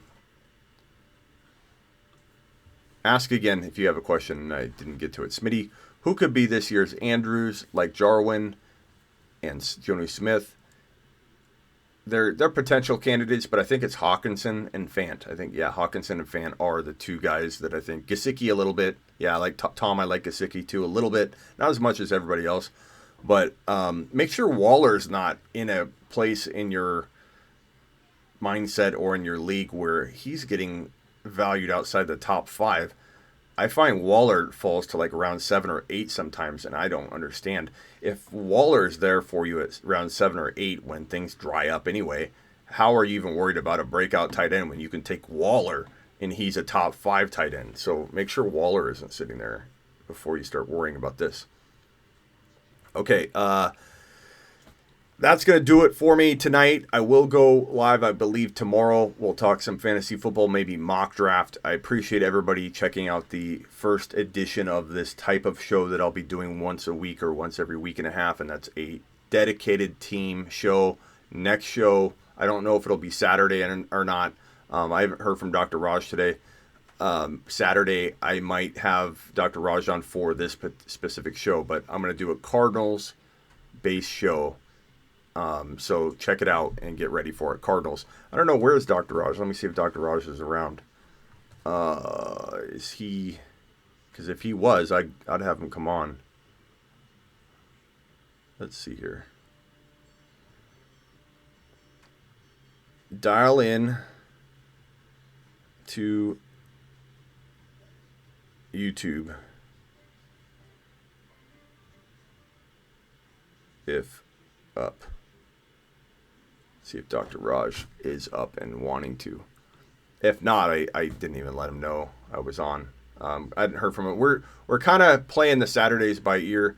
He's had a lot going on, so I didn't want to bother him this week. But Dr. Raj might be hopping. We'll see. We'll see if he's around. I'll wait a second, see if he does decide to come on, and then I'll talk a little more. If not, I'm going to jump. But go ahead and ask me a couple more questions until I find that out. If I don't see him respond here in about 2 or 3 minutes, I will probably bail. Yeah, Waller will be forgotten. Scott, I hope so. I hope so, Scott. Hurst is your breakout tight end, Honest Abe. I don't blame you. A lot of people like him. Scott says,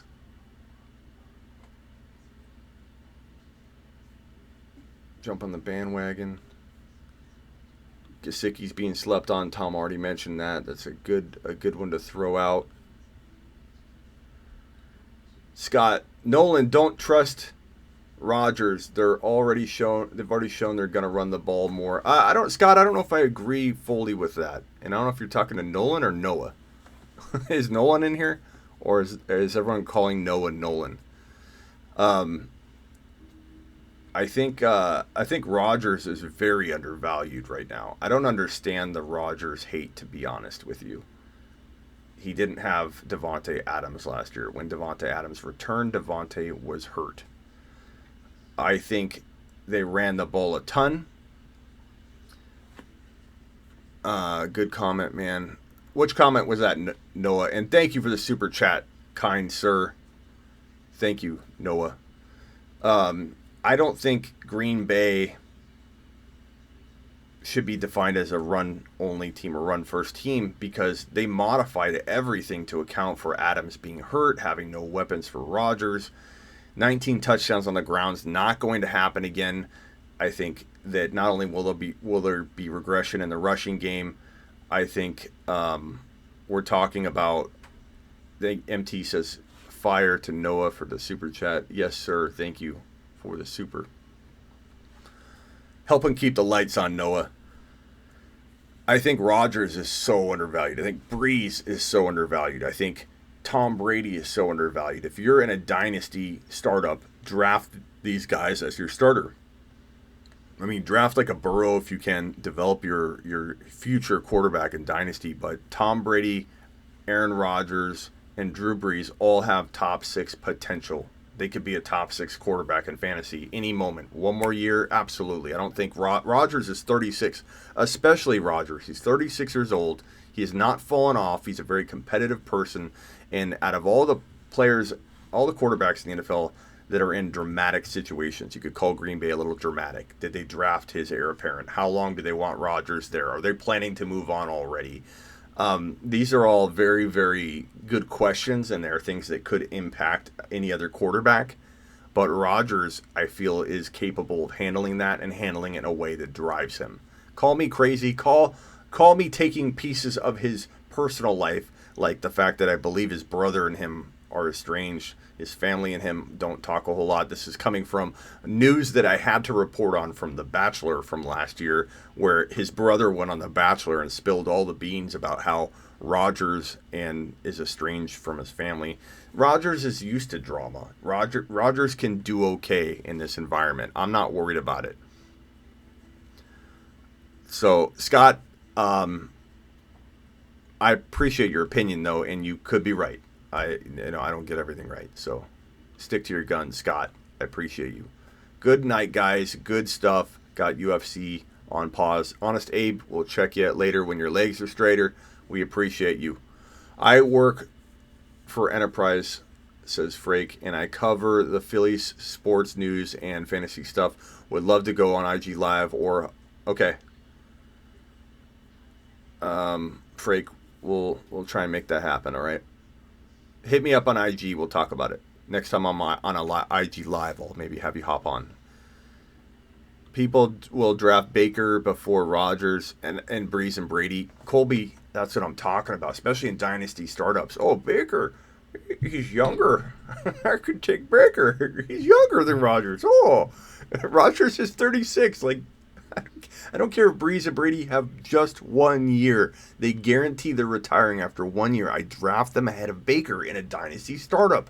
You can win your league now with Tom Brady, Drew Brees, or Aaron Rodgers. Why are people not using this plan of attack in dynasty? It's one of my favorite ways to draft.